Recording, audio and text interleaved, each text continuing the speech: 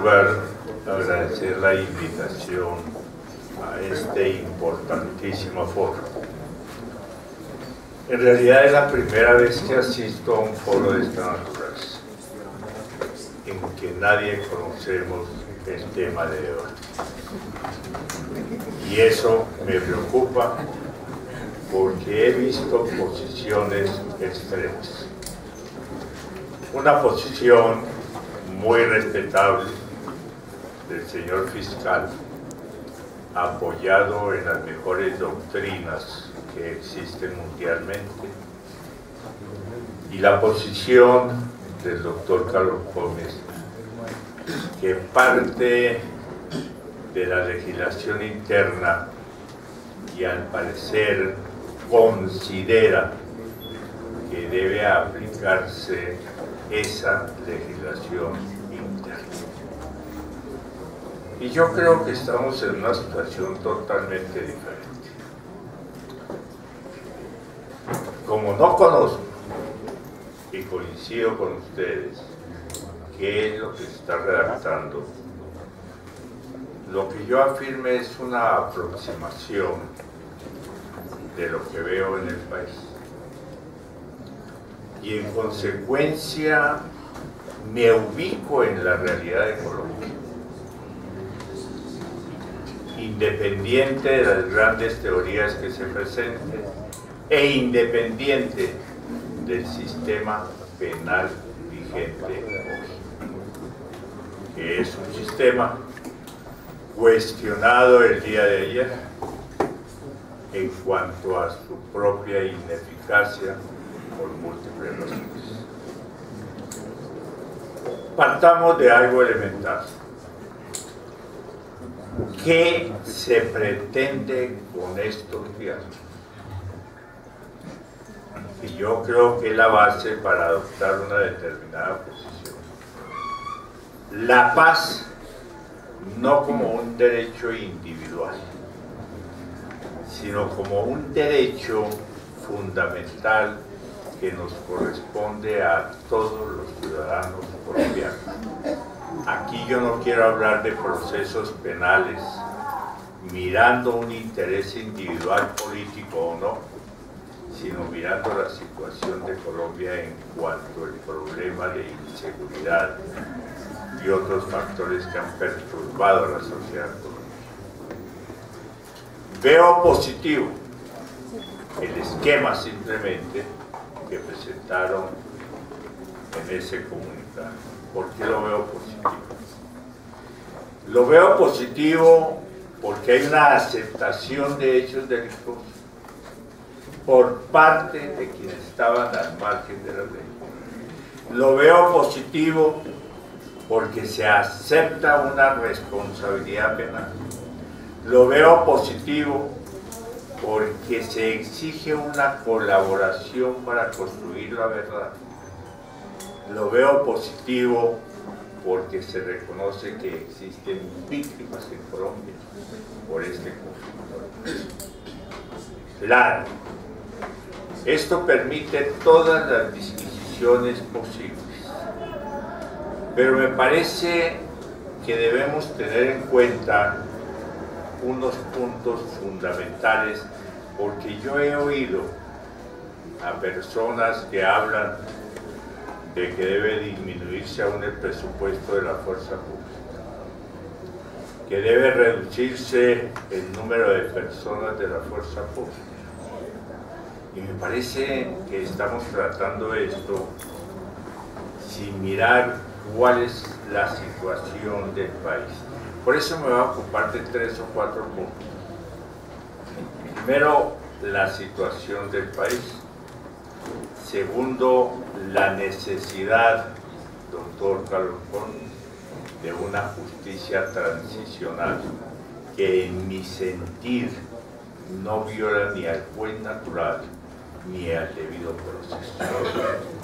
En tercer lugar, creo que debe tratarse más a fondo lo que es la diferencia entre guerrilla, militares y cualquier otra persona que haya actuado en el conflicto armado por una necesidad histórica y por razón de la función y la actividad de la fuerza pública y la actividad muy diferente de la guerrilla.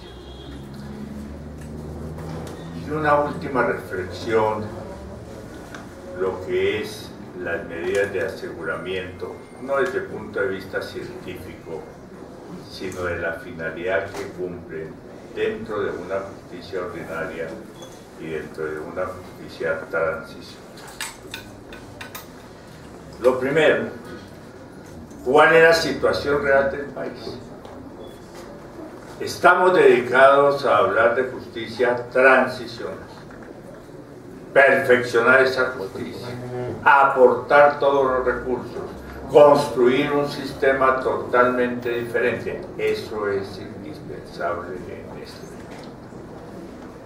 Pero el punto, y me pregunto, todo el problema que padece el país, violencia, inseguridad jurídica, depende exclusivamente del comportamiento que ha realizado la guerrilla o los grupos subversivos, o depende de otros factores que siguen vivos y que han pasado un sinnúmero de gobiernos y no han desactivado las causas que originaron el conflicto.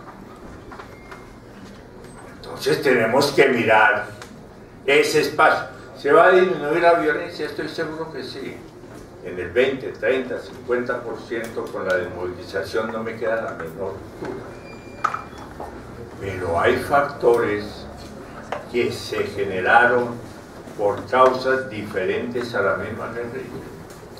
¿Qué va a pasar con esas causas que siguen vivas y que están generando violencia e inseguridad en el país?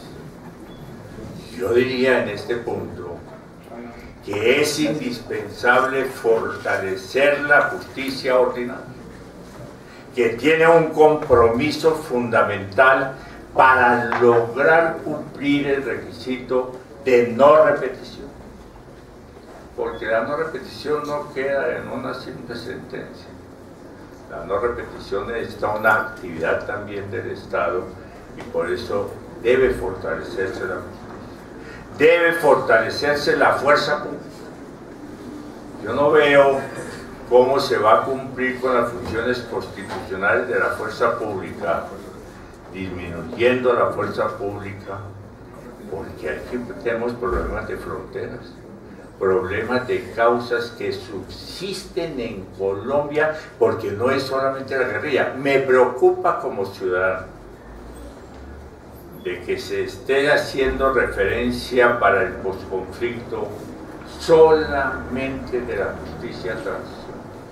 Es necesaria, es indispensable, hay que perfeccionarla, pero la justicia ordinaria tenemos que fortalecerla porque hay un factor del 20, 30, 50% que son otras causas que han generado violencia.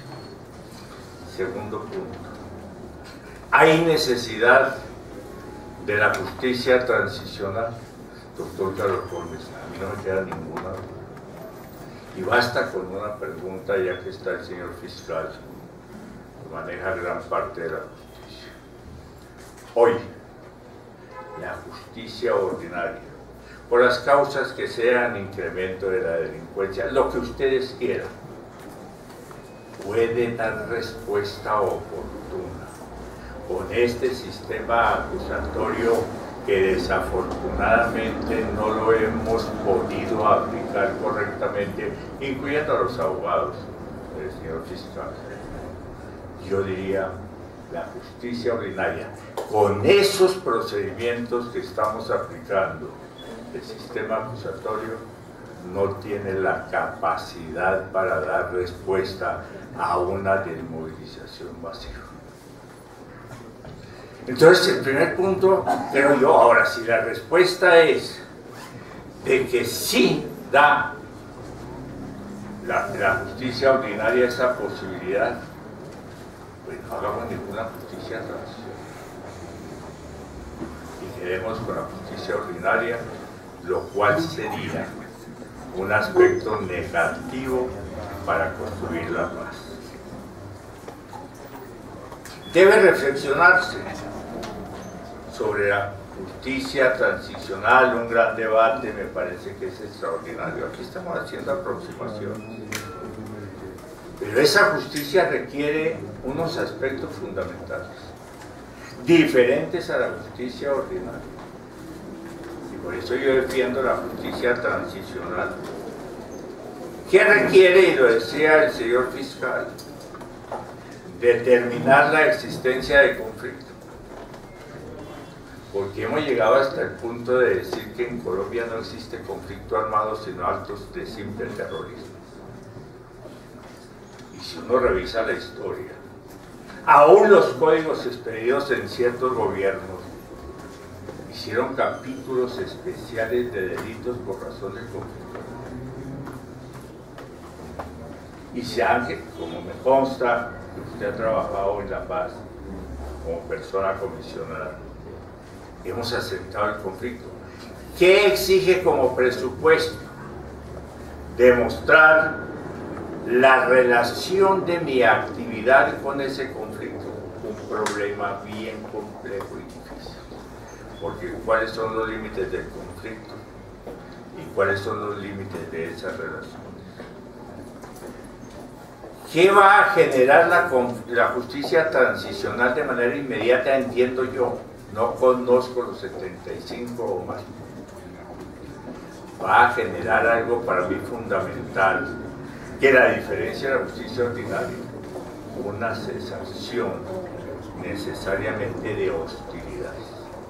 Yo no hablo de fechas, pero cuando entre a operar, o para que opere, la justicia transicional, hay unos condicionamientos, entre ellos la cesación de hostilidad. Eso ya es ganancia para el país. ¿Y qué más busca esta justicia transicional a diferencia de la ordinaria? Convertirse en un presupuesto para la construcción de la paz en Colombia.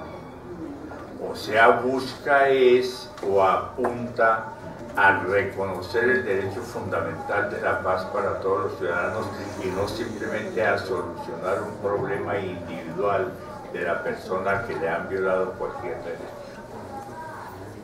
Es una justicia negociada y he oído críticas. Y se negociaron la justicia. Claro que es una justicia negociada. En esto tenemos que decir la verdad. Hay unas transacciones que se hicieron, me imagino, en La Habana. Me desmovilizo, pero si obtengo algún beneficio, yo no me escandalizo por eso, Lucas. La gran parte de la justicia en Colombia es negociada. La justicia está trabajando con principios de oportunidad, allanamiento a cargos, negociaciones, acuerdos, preacuerdos. Esa es la justicia nuestra por una necesidad, una justicia premial. Hay que premiar a la persona que aceptó la responsabilidad, no se le aplica todos los delitos, se puede terminar el proceso. Y aquí nos estamos preocupando porque hay una negociación también de desmovilización, entrega de armas para unos favorecimientos. ¿Es negociada? No me queda duda. Hay que determinar la competencia de la Fiscalía. ¿En qué sentido? En el sentido de que yo creo su posición, que su actividad como Fiscalía se reduce al aporte de ciertas evidencias y demás, porque no tiene poder vinculante frente a la justicia transicional, porque quien define es el tribunal que crea. O sea que es una competencia de ese tribunal excluyente. Hay que empezar por fijar esas competencias. Hay que determinar los cambios procesales que son fundamentales. Yo conozco, doctor Eduardo, sus capacidades en derecho penal. Desde luego no hago mención del doctor Eduardo Montealegre, que las conoce perfectamente. Tiene que ser un procedimiento diferente, un procedimiento totalmente dúctil, Es que uno de los grandes problemas de la justicia es el formalismo que tenemos. En consecuencia, aquí tiene que ser un procedimiento donde se coloquen ejes centrales y se le deje a los magistrados que hagan una creación, como lo dice usted, del nuevo derecho, doctor, porque esto no puede ser un sistema rígido por ningún motivo, doctor, porque eso no funciona. Aquí hay que buscar las soluciones de estos magistrados sobre la marcha en cada caso concreto. Aquí no se pueden poner reglas fijas, como algunos pretenden. El proceso debe buscar un cambio esencial, que lo está buscando aún la justicia ordinaria. Es una justicia restaurativa.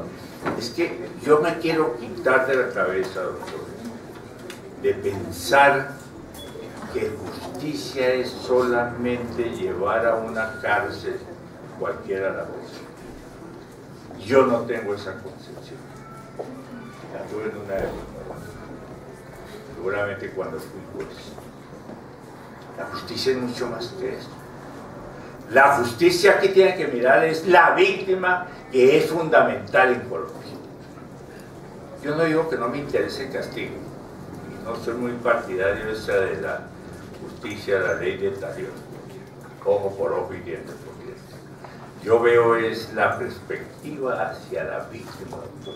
Es que aquí se han circunscrito los debates, es si se va para la cárcel o no se va para la cárcel. Y yo no creo que eso sea justicia. Es parte de la justicia. Pero lo fundamental para mí es la víctima, venga la víctima de donde venga.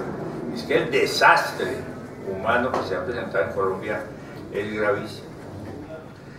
Yo diría, hay que mirar procesos colectivos y no individuales frente a la guerrilla, no frente a los servidores públicos. Las categorías penales hay que cambiarlas, o hay que darles un alcance diferente. Estas categorías que empleamos, causales de justificación, participación criminal, tienen sentido en la justicia, doctor ordinario. Pero esto tiene que tener un cambio y una dimensión diferente por la forma como se desarrollaron las actividades delincuenciales de la guerrilla y la forma como participó la fuerza pública. Hay que cambiar las categorías procesales. No podemos hablar aquí de unidad procesal, de la conexidad tradicional. Esto tenemos que ampliar. Tenemos que ampliarlo de acuerdo a las necesidades.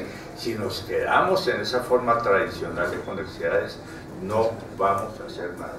Claro, el principio de igualdad de más y el protocolo que cita usted, doctor, también tiene otros alcances. No solamente el alcance que usted propone. Con todo respeto, entiendo el análisis del contexto, pero desde hace días he reflexionado. Tengo objeciones en ciertos puntos al análisis del contexto, si es un punto que se debe aplicar de manera igualitaria a la guerrilla y a la fuerza pública. Yo tengo dudas y creo que hay que hacer diferenciaciones sustanciales. Como tengo dudas de lo que están tramitando en el Congreso, y se lo he dicho respetuosamente, señor fiscal, hasta dónde eso es un medio de prueba. Punto discutible, no vine para estos aspectos. Hay personas que los quieren que sí, hay personas que consideran que es una fuente para buscar las evidencias y un método de investigación. ¿Es necesario? Sí, para desvertebrar organizaciones delincuenciales, no me queda duda, pero ¿hasta dónde podemos trasladar esos criterios a la fuerza pública con esos contenidos y con esos alcances? Es una reflexión muy respetuosa, me parece. Que es una forma de cierre de la actividad, sí, eso es cierto, y yo estoy de acuerdo que estos procesos, y por eso la justicia transicional, tiene que necesariamente buscar un cierre en Colombia de todo lo que está pasando, porque no podemos seguir abriendo procesos cada minuto o cada vez que se cambia de gobierno. Hay que mirar la controversia probatoria, porque la controversia probatoria se puede reducir totalmente. Hablaba el señor fiscal que no es una confesión, es una aceptación de cargos, diferenciando técnicamente lo que es una aceptación a una confesión. Hay una limitante, porque la única parte de controversia total se puede dar en ese segundo procedimiento en que la persona no colabora y necesariamente puede incurrir en 20 años de sanción. Es necesario. Debe necesariamente mirarse aún cómo se van a nombrar a estos magistrados. Yo soy de los que creo que este tribunal no puede servir ni para cuotas políticas de magistrados, ni para completar pensión a algunos funcionarios. Aquí tienen que poner una gente que conozca la realidad del país, no solamente que conozca esa normatividad que existe en Colombia, las doctrinas nacionales extranjeras, sino alguien que conozca la realidad del país. Hablaba usted del debido proceso. Es que el debido proceso es algo que establece los límites del funcionamiento, depende de qué clase de justicia. Yo puedo hablar del debido proceso de la justicia transicional, pero yo no puedo decir que si me salgo del molde del artículo 29 de la Constitución, violo el debido proceso. Ese debido proceso y el alcance del artículo 29 lo dieron para esta justicia ordinaria, pero puede existir debido proceso también en cualquier otra clase de justicia, respetando determinados estándares, pero con profundo respeto, porque yo últimamente estoy respetando a todo el mundo. Yo sí creo que decir se viola el debido proceso porque no existe la acusación, porque no existe el interrogatorio, porque no existe una controversia integral. Oye, lo violaría si sigo con la justicia ordinaria, pero yo pongo unos parámetros de justicia transicional y ese es el debido proceso para esa justicia transicional. ¿Quiénes deben entrar a la justicia? La norma sí es muy amplia. Todo el que tenga una relación.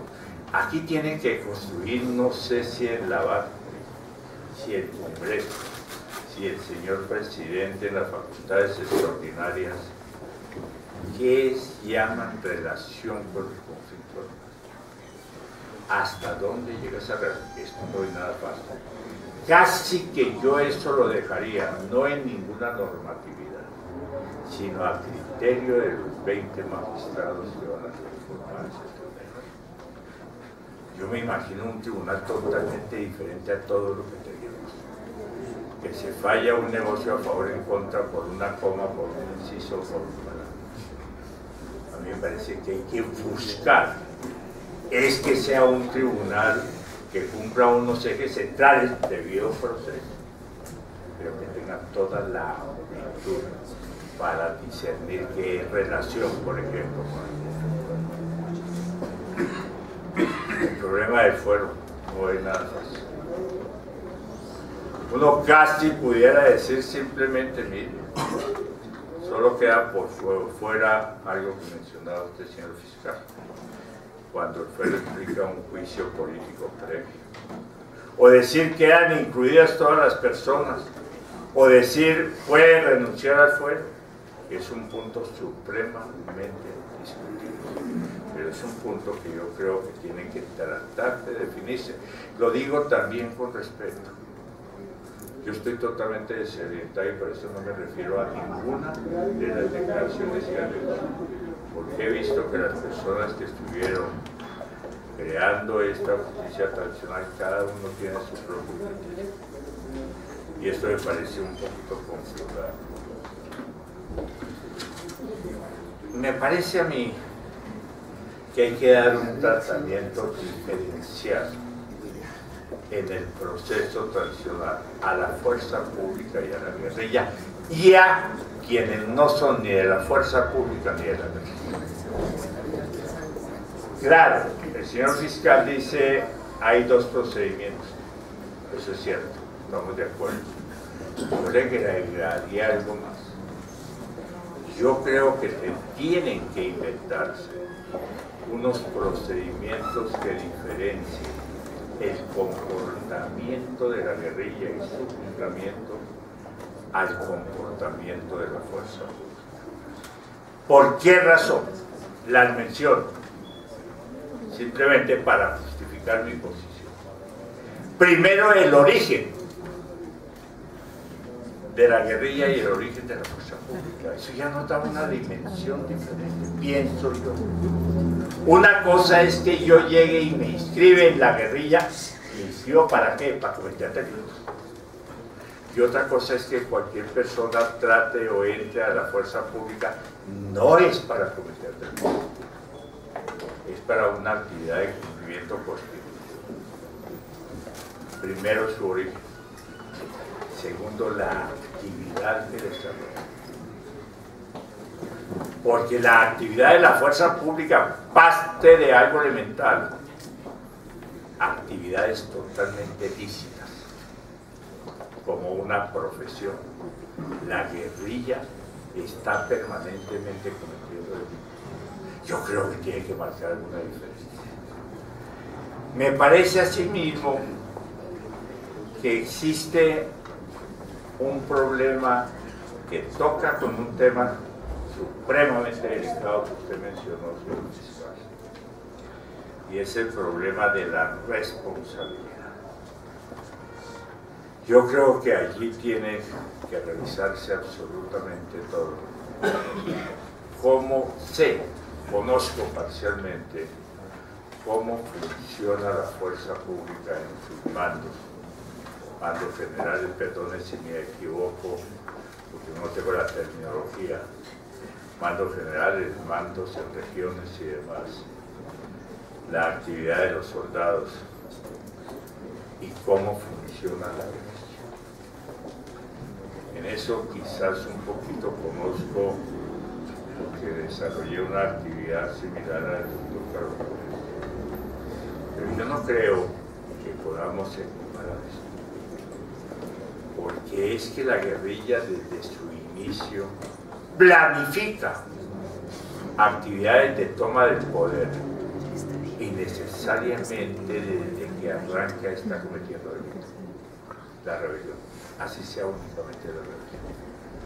La fuerza pública no puede ser eso, no puede ser planificar delitos. Que haya 3, 4, 5 personas, es un problema que se presenta. Y es un problema que se ha presentado y que tiene que darse una solución. Por eso me preocupa el problema de la selectividad y de los máximos responsables. Oí con toda la atención, te he oído varias veces, de que es necesario mirar los máximos responsables. No me queda duda. Porque un juzgamiento, así sea colectivo, es casi imposible aún con la justicia hasta la decisión. Pero yo creo que en esto tienen que mirar con mucho cuidado, o el gobierno, ley estatutaria, o el mismo tribunal, que el problema de máximos responsables frente a la guerrilla es supremamente fácil de tener, porque es una organización que tiene que responder que los comandantes viven planeando los atentados y demás.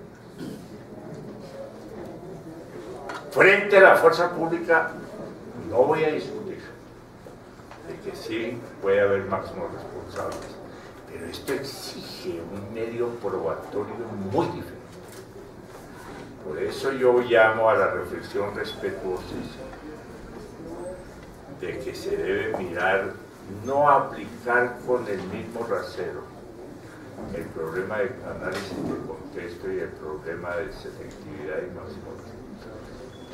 Esto para mí, por las razones que acabo de dar, por la actividad, por el origen, por la responsabilidad que se deduce la estructura de imputaciones que denominan los que saben de esto, es totalmente diferente. Claro que habrá algunos casos que usted mencionaba, yo no quiero hacer mención de casos de omisiones, sí, habrá que sancionar, pero en esto se debe tener un gran cuidado, porque yo veo que a veces las respuestas que se dan es simplemente, sin mayor juicio de valor, simplemente allá el que mandó ese comando, o yo no sé cómo se llama, y atribuyen esa responsabilidad. Es que aquí estamos tomando unas decisiones bien complicadas en Colombia, y yo no las entiendo. Se dijo, en el DAS hay corrupción. Acabaron la institución. Y entiendo que muchas de esas personas las distribuyeron en diferentes instituciones los que eran corruptos. Yo creo que eso tenemos que mirarlo. Creo que hasta tuvo problemas, doctor Eduardo, de gente que le enviaron allá. Entonces yo no creo que podamos decir, ¿qué tal que aplicáramos este rasero? Que hay corrupción en el Congreso. Porque el gran problema de Colombia es la parte que digo que no depende de la guerrilla, la desafortunada corrupción que tiene el país. Por eso yo invitaría respetuosamente de que se piense en que hay diferencias sustanciales. La no repetición. ¿Se la exijo a la guerrilla? Claro que se la exijo. ¿Se la puedo exigir a la fuerza pública de acuerdo a su actividad y a su origen? Yo lo veo discutible. Lo veo discutible porque es que no se está haciendo diferencia. Mire el problema de la indemnización a que están obligados los desmovilizados. Pues hay una mayor facilidad, porque ellos tienen una cantidad de bienes ilícitos, incluyendo el producto de la droga. Yo puedo predicar lo mismo de la fuerza pública. Entonces son fenómenos de que tienen que diferenciarse para la misma indemnización. Los delitos por su naturaleza, y estoy de acuerdo con usted, señor fiscal, son diferentes los de una guerrilla a los de los señores militares, porque es que el militar está desbordando una función u oponiéndose a esa función. Hay problemas de los delitos políticos y usted da una extraordinaria solución. No es posible. ¿Qué va a pasar con la justicia transicional? Porque es necesario que pase.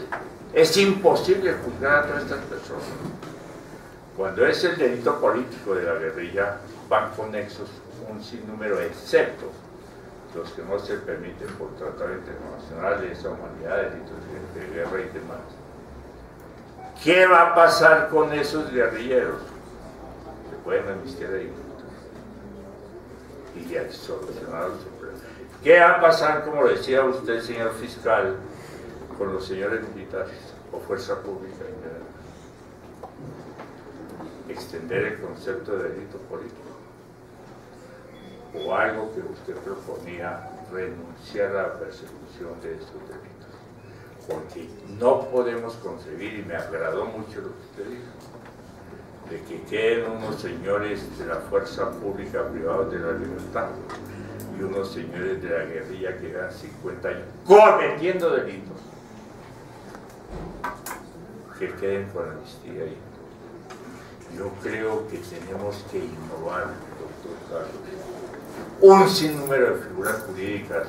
Yo no me caso con el debido proceso de nadie ni con estas instituciones que se han traído de otros países. Tampoco quiero que se diga, porque se está acostumbrando, que todo se va a hacer en el posconflicto. Ya llega uno, perdón el ejemplo, a cobrar unos honorarios y se dicen, se les pago en el posconflicto. La niña que le dice al novio, casémonos en el posconflicto. Yo creo que se pueden multiplicar he mencionado 4 o 5 razones ¿por qué me atreví a mencionar la diferencia entre fuerza pública y la actividad del conflicto con guerrilleros? Porque yo he visto que se está identificando, yo no creo. Yo creo que hay bases, como les mencionaba, el origen, la responsabilidad, los delitos que cometen, y puedo multiplicar las razones para diferenciarlos. Y habría que hacer un doble proceso. Uno para los señores de la fuerza pública, con unas condiciones especiales. Sí, cometieron delitos. Yo no voy a negar esto. Y otro para la guerrilla, son actividades totalmente diferentes. Y yo, no es porque esté aquí en este foro, lo he dicho siempre, no se puede equiparar a la fuerza pública con los grupos en el tratamiento procesal y penal. Yo pensaría que hay que hacer algo diferente que alcanzaron a mencionar ustedes. Una cosa es el proceso simple y llanamente para fijar una responsabilidad penal. Otro debe ser las comisiones de verdad, porque del proceso penal, tal como me lo imagino, no se va a construir la cosa. Y otro debe ser la forma de indemnización, porque si se hace en el proceso penal no lo vamos a hacer, porque la indemnización también debe ser diferente, la que debe dar la fuerza pública a la indemnización de la guerrilla. Por lo que les decía, ellos tienen una cantidad de bienes de procedencia ilícita. Tenemos que mirar, sin desconocerlo, el análisis de contexto. Yo creo que no es prueba, pero es una discusión totalmente académica. Yo creo que la priorización de la selección de máximo resultado tiene que tener contenidos diferentes y obedecer a contenidos diferentes. Somos un país de juristas que nos podemos inventar todo eso. En este punto habría que mirar también la situación de personas que no son de la fuerza pública y son guerrilleros, pero son auxiliadores de la justicia. Yo no entiendo, no creo que se deba hacer, de llevar a sanciones restrictivas especiales a comerciantes y personas que prestaron trata o entregaron plata. Yo simplemente diría, le hago proceso, si es responsable, una sanción económica bien alta para que colabore en la indemnización de víctimas, pero no colocarlos en el plan de esas penas alternativas que son lógicas. Por último, con esto termino, hay que mirar seriamente el problema de las penas. No he podido aceptar, lo digo respetuosamente, que todo se diga, váyase a la casa. Yo no creo en eso. Yo hoy no creo en la pena privativa de la libertad. Yo casi que digo que el derecho penal hizo crisis en ese punto. Hoy nadie le tiene miedo a la pena privativa. Hoy se anuncia la pena privativa y que van a condenar, y la persona se aparece. Los delincuentes colombianos, gente buena, se presentan allá para que lo presionen acá. Yo creo que hay que buscar unas fórmulas diferentes a la pena privativa. Esto es la ordinaria. Pero si hay unos extremos, doctor, se le exige a la guerrilla un condicionamiento para someterse a la justicia internacional, que se desmovilice, que entreguen armas, que indemnicen, que se logre la devolución de secuestrados, desminar el país, que usted ha tenido una actividad intensa, doctor Eduardo, que hay que desminar el país. Se le exige todo esto para que se someta a la justicia internacional, y después de someterse se le exige que siga reparando, que construya la verdad. Yo me pregunto, doctor Carlos, ¿cuáles son las finalidades de la pena? Una prevención general, una prevención individual. Resocializar a la persona a un castigo. reparar a la víctima. Cuando se exige reparación, cuando se exige desmovilización, cuando se exige construir la verdad, cuando se exige no repetición, yo digo, ¿para qué le aplican más pena? ¿Es necesaria en ese momento la pena? ¿O le estamos atribuyendo finalidades diferentes? Ya que un poco, doctor Carlos, usted se ubica en el derecho penal y criminal. Esas son las finalidades de la pena, para resocializar. Con estos condicionamientos previos y las obligaciones posteriores a la desmovilización, ¿es necesario ir a un establecimiento carcelario o pueden ponerse restricciones? Yo no estoy muy de acuerdo, porque yo casi que llego al punto extremo de decir de no necesidad de pena, pero tampoco voy a entrar a debatir ese punto. Entonces, ¿cómo construimos la paz? Construir la paz con 5 años de cárcel. Buscar un buen sitio en la Picota o en la Modelo. ¿Con eso estamos construyendo paz? O tenemos que ir mucho más allá. Por eso yo soy partidario. Uno, de mirar la realidad del país, fortalecer la fuerza pública y fortalecer la justicia. Soy partidario de la justicia transicional, que para mí no viola el debido proceso, porque cada proceso es debido de acuerdo a lo que se recurre. Para mí hay que diferenciar la fuerza pública en el juzgamiento e investigación a los señores guerrilleros, como hay que también diferenciar a los que no son guerrilleros ni son de la fuerza pública. Y para mí hay que hacer una reconsideración verdadera sobre lo que es justicia y sobre lo que es justicia restaurativa y lo que es justicia transicional. Muy amable.